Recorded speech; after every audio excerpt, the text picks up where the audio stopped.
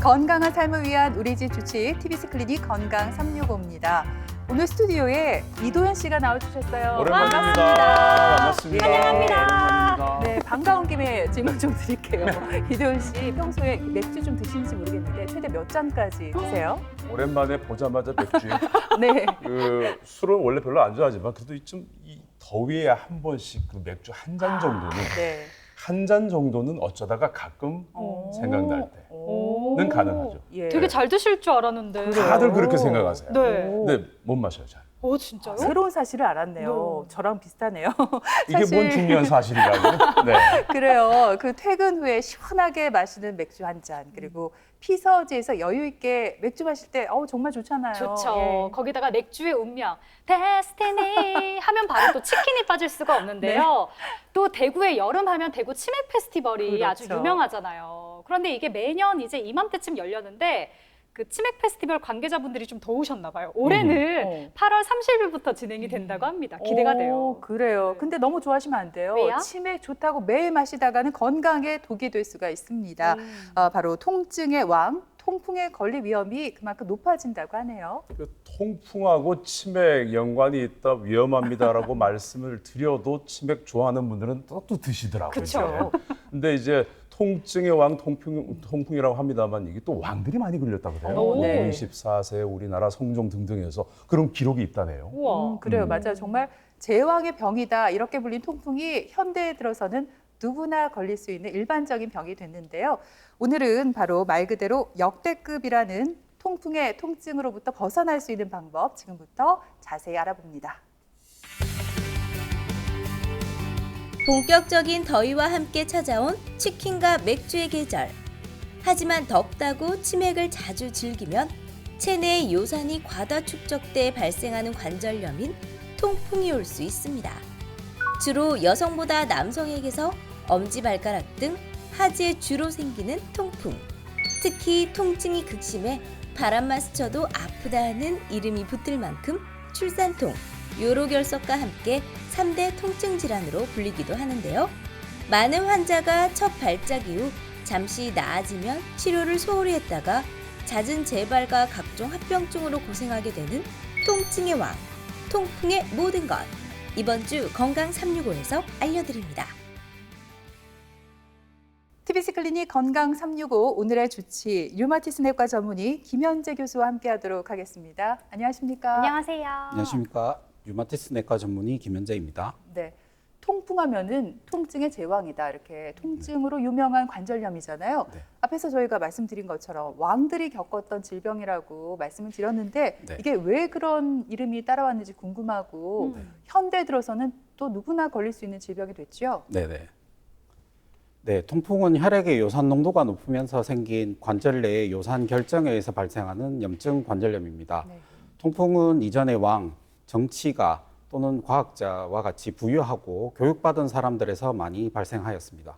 그리고 통풍은 편안한 삶을 누릴 수 있으면서 과식, 과음과 같이 부절제에 가까운 식습관을 소비하는 칼로리보다 섭취하는 칼로리가 훨씬 많은 정적인 삶을 누릴 수 있는 사람한테서 많이 생겼는데요. 네. 산업화 이전에는 이러한 생활을 특정 계층에서만 할 수 있었다면 현대화가 되면서 많은 사람들이 편안한 삶을 누리고 그리고 서양식 식습관, 이제 고칼로리의 기름이 많은 고기와 탄수화물이 많은 음식을 많이 섭취하면서 누구나 걸릴 수 있는 병이 되었습니다. 네, 그러니까 뭐 정말 편하게 잘 먹게 되면서 걸린 병이다 이렇게 이해도 되겠네요. 네네. 예. 그렇구나. 아니 안 그래도 오늘 통풍을 다룬다고 해서 제가 녹화 들어가기 전에 좀 네. 검색을 좀 해봤거든요. 근데 지금 같은 여름철에 통풍을 더 조심해야 된다 이런 말이 있던데 진짠가요? 네, 뭐 꼭 그렇지는 않습니다. 통풍 발생이 특정 계절과 관계 있지는 않습니다.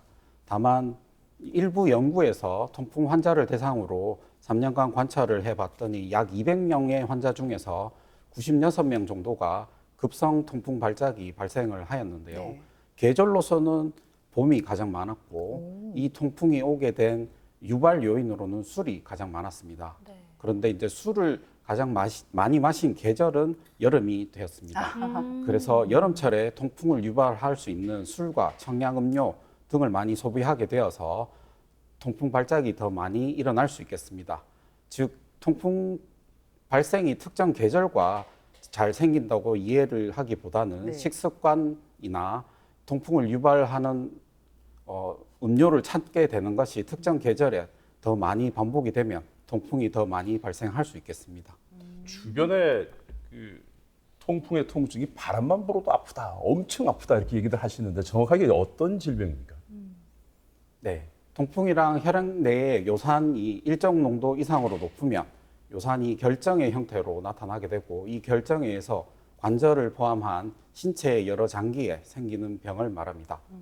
통풍은 주로 관절염의 형태로 많이 나타나게 되는데 급성의 경과로 침범한 관절의 부기, 발적, 붉게 변한다는 뜻입니다. 열감을 동반하는 심한 통증이 동반되는 질환입니다.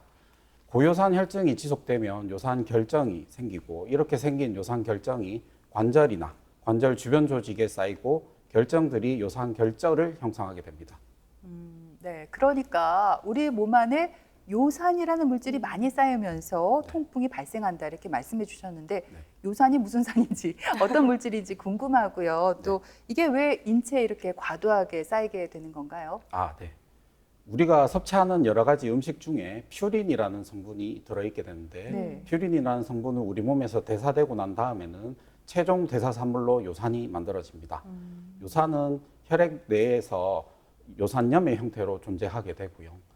세포 외에는 나트륨이 많기 때문에 요산염과 결합해야 요산 나트륨의 형태를 띠는데 이렇게 요산이 계속 혈중에서 녹게 되면 과량의 요산 나트륨이 지속적으로 만들어지고 결국 요산 결절을 형성하게 됩니다. 네. 그러니까 인체 대사 작용으로 생기는 물질이 요산이잖아요. 근데 이 요산이 통풍을 일으키는 그 과정이 좀 궁금해집니다. 네. 통풍이 발생하기 위해서는 아까 말씀드린 고요산 혈증, 즉 혈액 내에 요산 농도가 정상보다 높게 유지된 상태가 필수적입니다. 네. 고요산 혈증의 원인은 크게 요산이 많이 생기는 것과 콩팥에서 요산 배설을 잘 못하는 것으로 구분할 수 있습니다. 통풍 환자의 대부분은 신장에서 요산 배설 장애가 그 원인이 있고 나머지는 요산의 과다 생산 또는 배설 장애가 같이 있는 경우가 되겠습니다. 고요산 혈증은 유전적인 요인과 2차적 원인이 있고 2차적 원인으로는 비만과 같이 내과적 질환, 붉은색 고기를 많이 먹는다든지 내장육, 조개류, 액상 과당 섭취 등 식습관과 관계가 또 되겠고 이뇨제나 결핵약 등의 약물 복용으로 인해서도 올라갈 수 있겠습니다. 건선, 골수 증식 질환, 만선 용혈 상태와 같이 세포 회전율이 높은 상태에서도 요산 과다 생성이 될 수 있겠습니다. 이렇게 요산이 많이 생성되면 결국 혈액 내에 요산이 높은 농도로 존재하고 이러한 상태에서 요산 결정이 형성되어 관절이나 관절강 주변에 쌓이게 되는데 이 요산 결정과 염증에 대한 염증 반응이 갑자기 일어나게 되면 통풍이 발생하게 되겠습니다. 검진했을 때 요산 수치가 높으면 당연히 이제 그 통풍으로 진단을 받겠습니다만 이게 수치가 낮거나 정상 범주인데도 통풍으로 이제 뭐 얘기되는 경우가 있다고요? 네. 건강검진상 요산 수치가 높은 경우는 급성 통풍 관절염의 증상이 없이 나타나는 경우인데 이 경우가 무증상 고요산 혈증이 되겠습니다. 네. 그렇지만 이미 건강검진 이전에 한두 번 정도 급성 통풍 관절염이 있었고 건강검진 당시에 증상이 없다 하더라도 요산 수치가 정상보다 높은 경우에는 통풍으로 진단을 할 수가 되겠습니다. 급성 통풍 관절염의 전형적인 증상이 생겨서 병의원을 방문을 하지만 그 당시 혈액 검사상은 또 요산 수치가 정상으로 나오는 경우들이 있습니다. 이는 이제 급성 발작 시에는 고요산 혈증이 평소에 있었다 하더라도 발작 당시에는 정상 범위로 일시적으로 떨어지기도 합니다. 그래서 혈중 요산 검사를 통풍 발작이 호전되고 난 다음에 다시 시행해 보기도 합니다. 네, 그렇군요. 앞에서 통풍에 걸렸던 역사적인 인물들을 찾아보니까 남성들이 주로 많았던 것 같아요. 제 주변만 보더라도 왕은 아니지만 저희 남편과 주변 친구들이 많이 걸리는데 저는 또 없거든요. 네. 여성보다 남성에게 많이 생기나요? 네, 맞습니다. 여성의 경우에는 폐경 이전에는 에스트로겐이라는 여성 호르몬으로 인해서 소변에서 요산이 훨씬 더 잘 배출이 되어서 폐경기 이전에는 혈중 요산이 남성에 비해서 보통 1에서 1.5 정도 낮게 유지됩니다. 그래서 고요산 혈증이 없는 관계로 폐경 이전 여성에서는 남성보다는 발생 비율이 훨씬 적고요. 예. 하지만 폐경이 되면서 에스트로겐 호르몬이 줄게 되면 요산을 배출하는 작용이 줄어들어 요산 농도가 남성하고 비슷하게 되게 되어서 우와. 폐경 이후에는 남성의 유병률과 비슷하게 되겠습니다. 네. 그 제 친구 남편도 통풍 걸려가지고 막 네. 발 이렇게 보여줬는데 발이 막 빨갛게 이렇게 막 부어가지고 아프다 그러더라고요. 네, 많이 아프죠. 그래도 통증 없어지면 맥주 마시고 이러긴 하던데. 네. 근데 이제 제가 여기서 궁금한 게 이게 뭐 그 요로결석이랑 출산통과 함께 3대 통증에 들어간다 하더라고요. 이 통풍이. 통풍에 걸리면 왜 이렇게 통증이 심한 거예요? 네. 통풍은 환자의 표현을 빌리자면 바늘로 증상이 발생한 관절 부위를 콕콕 찌르는 듯한 증상이 견디기 힘들 정도로 통증이 와서 예. 네. 자기도 모르게 악 하는 소리를 낼 정도로 정말 심하다고 합니다. 그럼 교수님은 한 번도 걸려보신 적이 없으신가요? 네, 저는 네. 알아본 적은 없습니다만은 그렇게 해서 와서 쩔뚝쩔뚝거리면서 이제 오시는데 마치 골절된 환자처럼 그렇게 어머나. 내원을 하십니다. 네. 그래서 통풍을 그대로 풀어서 얘기하면 바람만 스쳐도 아프다라는 표현처럼 여성의 출산의 극심한 통증과 비슷하다고 합니다. 그래서 통증을 시각적으로 이제 표현을 하는 0에서 10으로 표현을 할 때 0이 가장 안 아프고 10이 가장 극심한 통증이라고 하면 네. 출산을 8 정도라고 하는데 통풍은 9라고 말씀하실 정도로 진짜요? 많이 출산보다. 아프다고 합니다. 와. 네. 우와. 통풍을 이렇게 이제 극심한 통증을 유발하는 건 관절염으로 인한 염증 반응도 있고 그다음에 이 염증 반응이 신경이 통증에 대해서 예민하도록 또 만드는 이 두 가지 때문인데요. 우선 우리 몸이 요산 결정을 이물질로 착각해서 이를 제거하기 위해서 염증 반응이 일어나게 되는데 이때 많은 면역 세포가 관절 주위를 모이고 활성화돼서 관절의 염증, 붓기, 관절 주변 조직에도 붉게 변하게 이렇게 염증 반응이 많이 일어납니다. 그리고 이러한 염증 반응으로 인해서 신경 종말, 신경 말단이 많이 민감해지게 되는데요. 그래서 같은 통증 자극이라도 통증을 훨씬 더 많이 느끼게 됩니다. 그래서 가벼운 접촉이나 작은 움직임과 같은 사소한 자극에도 큰 통증으로 느끼게 됩니다. 이래서 종합하면 통풍 관절염으로 인한 염증 반응 자체와 이로 인한 신경 감작, 즉 민감화로 통풍 발작 시에는 극심한 통증을 느끼게 되는 것입니다. 앞서 출산통이 8, 통풍이 9. 요로결석은 어느 정도? 요로결석 그 통증은 사이? 어느 정도? 네, 정확하게는 잘 모르겠습니다. 왜냐하면 요로결석으로 제가 한 2번 실려가 봤거든요. 그래요? 진짜요? 예. 일시하게 아픕니다. 정말 아픕니다. 표정만 봐도 알 것 같아요. 요로결석도 네. 거의 뭐 8, 9 이상 되지 않을까 이런 생각이 드는데 네. 사실 이제 통풍이든 요로결석이든 이제 갑자기 오지 않습니까? 통증이. 그래서 이제 응급실로 찾아간단 말입니다. 근데 보통 보면 통풍으로 응급실 찾아오는 분들이 깊은 밤이나 새벽에 많이 오신다고 하더라고요. 이유가 있습니까? 네. 뭐 이는 이제 통풍 관절염을 유발하는 요인들하고 관계가 있는데요. 급성 통풍 발작은 대개 특별한 유발 요인 없이도 생기기도 하지만 외상 후에 이제 수술 전후, 과음, 과식, 혈중 요산을 이제 올릴 수 있는 약제의 복용 등에 의해서 유발이 됩니다. 그리고 이제 급성 발작의 발생하고 가장 심한 통증에 이르기까지 시간이 보통 한 12시간 내로 짧습니다. 또 증상이 발생한 부분의 통증으로 인해서 제대로 걷기 힘들고 매우 적은 움직임에도 심한 통증을 호소하게 되는데 이를 종합해 보면 과음, 과식 등과 같이 이제 혈중 요산을 올릴 수 있는 식습관이 주로 늦은 오후나 저녁 시간에 일어나게 되고 이후 통풍 관절염이 발생해서 극심한 통증에 이르는 시간을 계산해 보면 새벽이나 또는 늦은 밤에 발작이 발생을 하여서 통증이 극심한 상태에 이르게 되어 종종 응급실을 내원하게 되겠습니다. 정말 괴로울 것 같아요. 새벽에 네. 응급실을 찾을 정도라면. 근데 이 통풍 환자들 보면은 발가락 가운데서도 엄지발가락에 잘 생기는 것 같은데 이 엄지발가락이 커서 요산이 많이 모이는 건지 또 우리 몸의 어느 부위에 잘 생기는지 궁금합니다. 네. 그 통풍을 진단할 때 전형적인 통풍 증상이 주로 다리 쪽에 생기고 치료하지 않으면 한 일주일 정도 지속이 되고 아주 심한 통증을 동반을 하는데요. 통풍 첫 발작의 약 80%는 대부분 한 관절에만 생기는 단관절염의 형태로 발생하고 관절 중에서는 방금 말씀해 주신 첫 번째 발가락 시작 부위, 뭐 의학적으로는 발, 허리, 발가락 관절이라고 하는데 그 부분에 가장 흔하게 침범합니다. 통풍 관절염이 우리 몸의 여러 관절 중 다리 중에 특히 엄지 발가락에 주로 발생하는 이유는 혈중 요산 농도가 온도가 떨어지면 요산 결정으로 잘 변하게 되는데 여러 관절 중 몸 중심부에서 많이 멀어진 관절들이 체온이 조금 더 낮습니다. 그리고 이제 중력에 의해서 혈류가 주로 하지 쪽에 좀 저류되는 경향도 있고 요산 결정이 그러면 잘 발생하게 됩니다. 통풍 관절염이 주로 하지 쪽, 특히 엄지 발가락 쪽에 흔히 침범되는 것으로 그래서 잘 알려져 있습니다. 통풍 발작은 관절뿐만 아니라 점액낭, 인대, 근육, 힘줄, 뼈 부착 부위와 같이 관절 주변 조직에도 생길 수 있고요. 네. 엄지 발가락 이외에 또 발등, 발목, 그리고 무릎 관절, 아킬레스 건 등 주로 하지에 주로 발생합니다.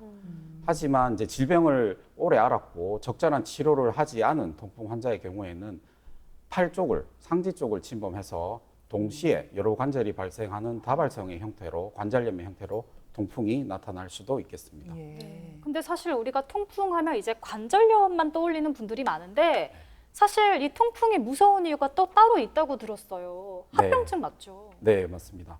통풍이 무서운 이유는 이 질병을 조절하지 않고 시간이 지나게 되면 뇌졸중이나 뇌혈관 질환, 당뇨병, 협심증, 심근경색 등과 같이 생명을 위협할 수 있는 심각한 합병증을 유발할 수 있습니다. 통풍이 그냥 단순히 관절염만 반복이 되는 병으로 생각하시면 안 되겠습니다. 관절이 아픈 증상은 통풍이라는 큰 질병의 빙산의 일각에 지나지 않고요. 나머지는 동맥경화, 심근경색, 뇌졸중, 만성신장병, 요로결석, 고혈압, 당뇨, 고지혈증, 비만 등이 합병이 될 수 있다는 점이 중요합니다. 그래서 통풍 자체가 관절만 아픈 병이라기보다는 잘 치료하지 않으면 생명을 위협하는 질병 혹은 치명적인 질병이 합병될 수 있다는 점을 잘 기억해 주셔야 합니다. 네, 통풍이 말씀해 주신 대로 단계별로 진행이 되고 여기에 따라서 또 통증의 정도도 달라지잖아요. 그렇다면 급성기하고 만성기 때 치료가 좀 달라지지 않을까 싶습니다. 어떤가요? 네, 맞습니다. 통풍의 치료는 크게 급성 통풍 관절염 치료와 고요산 혈증의 치료가 있습니다. 급성 통풍 관절염 치료는 관절염 증상을 줄이고 빠른 시간 안에 좋게 해주는 것이 중요하겠습니다. 이를 위해서 급성 통풍 관절염 증상이 발생한 환자에서는 여러 가지 약제들을 쓰게 되는데 약제의 이름은 콜히친 비스테로이드 소염제, 글루코콜티코이드 중 관절 증상이 심한 정도와 환자 기저 질환 등을 종합해서 단독 또는 조합해서 투여합니다. 대부분은 소염 진통제나 콜히친 치료만으로도 호전이 되기도 하지만 환자에 따라서는 신장 기능의 저하가 동반된 경우에는 소염 진통제 투여가 어렵고 콜히친의 경우도 신기능에 따라 감량하거나 투여하지 않는 것이 좋아서 글루코콜티코이드를 투여하거나 이도 안 될 경우에는 관절 내로 투여하는 방법이 있겠습니다. 이렇게 급성 통풍 관절염 증상을 조절하고 나더라도 고요산 혈증의 문제는 그대로 지속되기 때문에 급성 통풍 관절염이 재발하게 됩니다. 그러므로 재발을 예방하기 위해서 고요산 혈증을 치료하는 요산 강화제를 투여해야 합니다. 요산 강화제는 요산 배설을 촉진하는 약과 요산 생성을 억제하는 약이 있는데 주로 요산 생성을 억제하는 약을 투여합니다. 근데 궁금한 게 요산 조절하는 약물을 이제 꾸준히 먹으면서 관리를 했어요. 근데 어머, 증상이 너무 좋아졌어요. 그러면은 약물을 딱 끊어도 되나요? 아니면은 그래도 평생 약물을 좀 먹어야 되나요? 네. 증상이 없어졌다는 뜻은 아마 요산 강화제를 규칙적으로 잘 복용해서 급성 통풍 관절염이 더 이상 재발하지 않는 상태로 설명이 되겠습니다. 네. 실제로 제가 진료하는 환자들도 급성 통풍성 관절염으로 오셨더라도 요산 저하제를 잘 복용하게 되면 관절염의 재발이 없고 그리고 여러 차례 혈액 검사 상으로도 요산 수치가 정상 범위 내로 유지되는 결과들을 확인하게 됩니다. 하지만 이제 통풍은 환자의 입장에서는 관절염으로 인지하고 있지만 실제 의학적으로 문제 있는 것은 관절염뿐만 아니라 고요산 혈증, 즉 대사 장애이기 때문에 관절염이 없더라도 고요산 혈증에 대한 치료는 지속해야 한다고 설명을 드립니다. 또한 통풍은 급성기 증상이 호전되고 나면 다음 발작 시까지 증상이 없는 감기 통풍이 시기가 앞서 말씀드린 대로 있는데요. 환자들은 보통 2단계에서 증상이 없어서 통풍이 완치되었다고 착각하는 경우들이 있습니다. 그래서 약제를 중단하는 경우가 많이 있는데요. 하지만 통풍은 치료를 중단하면 고유산 혈증이 다시 지속이 되고 통풍은 진행이 됩니다. 감기 통풍 때 증상이 없다고 적절한 치료를 받지 않으면 급성 통풍 발작이 잦아지고 관절염으로 인해 통증이 있는 증상의 지속 기간이 길어지게 됩니다. 이렇게 급성 발작은 시간 간격을 두고 한 번씩 오더라도 고유산 혈증이 지속되어서 유산 결정은 계속 관절 주변에 쌓이면서 관절뼈가 깎이고 관절 변형도 일어나게 되겠습니다. 네. 우리 시작하면서 치맥 얘기를 했지 않습니까? 네. 통풍과 치맥의 관계를 말씀해 주셨는데 일단 저는 맥하고는 거리가 멀지만 치하고는 엄청 가깝거든요. 아, 치킨 좋아하세요? 아유, 엄청 좋아하죠. 치맥하고 통풍 이게 어떤 관계입니까? 네, 통풍으로 매체를 통해서 검색을 하게 되면 치맥 얘기는 정말 빠지지 않는 것 같습니다. 그러니까요. 네. 술과 함께 먹는 고칼로리의 치킨, 뭐 생각만 해도 정말 군침이 도는 조합입니다만 네. 통풍을 치료하는 입장에서는 정말 최악의 조합이 되겠습니다. 진짜요? 네, 우선 맥주는 알코올 농도는 다른 술에 비해서 낮지만 네. 쓴맛을 내는 호비에 퓨린이 많이 있고 오. 맥주라는 술 자체가 다른 술에 비해서 퓨린 함량이 많이 높습니다. 네. 그리고 알코올 섭취량에 따라서 요소한 농도도 비례해서 증가하기 때문에 통풍을 유발, 즉 급성 통풍 관절염이 발생하게 되겠습니다. 그리고 같이 먹는 안주들이 대부분 고칼로리 또는 퓨린이 많은 음식들을 같이 먹게 됩니다. 네. 맥주를 마시면 화장실을 이제 자주 가서 소변을 자주 보게 되니까 아, 요산도 잘 빠지겠거니 이렇게 네. 착각이 들지만 네. 알코올 성분 자체가 요산이 콩팥에서 배출되는 것을 막기 때문에 혈중 요산 농도는 오히려 올라가게 되고 네. 우리 몸에 요산 결정이 쌓이게 됩니다. 아, 정말 말씀 들어보니까 치맥이야말로 통풍의 최대 적이 아닐까 그런 생각도 듭니다. 그 맥주가 퓨린이 많아서 안 좋다고 해주셨는데 우리 시청자 여러분께서 또 궁금하실 것 같아요. 맥주 말고 그럼 다른 술은 괜찮은지 치킨이랑 네. 소주, 예. 막걸리 이렇게. 네. 주량에 따라서 좀 달라지는지도 궁금해요. 네. 술 중에 맥주만 피하면 된다는 생각은 좀 위험합니다. 술이 몸 안에서 요산을 배설하는 것을 막는데 큰 역할을 하게 되는데요.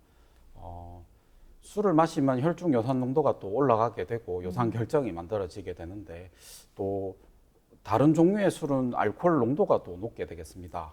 근데 이제 알코올 섭취량과 또 통풍 발작 빈도가 증가하게 돼서 높은 농도의 술을 마시게 되면 또 혈중 요산 농도가 더 많이 올라가게 되겠습니다.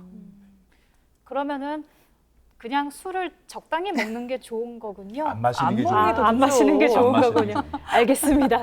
그러니까 이제 퓨린, 그 음식 안에 들어있는 퓨린 때문에 통풍을 일으키는 요산이 생긴다 이렇게 얘기를 해주셨는데 그러면 퓨린이 많이 든 음식을 통풍 환자들이 피해야 되잖아요. 어떤 게 있을까요? 그리고 또 그러면 통풍 환자들은 어떤 음식을 먹는 게 좋을까요?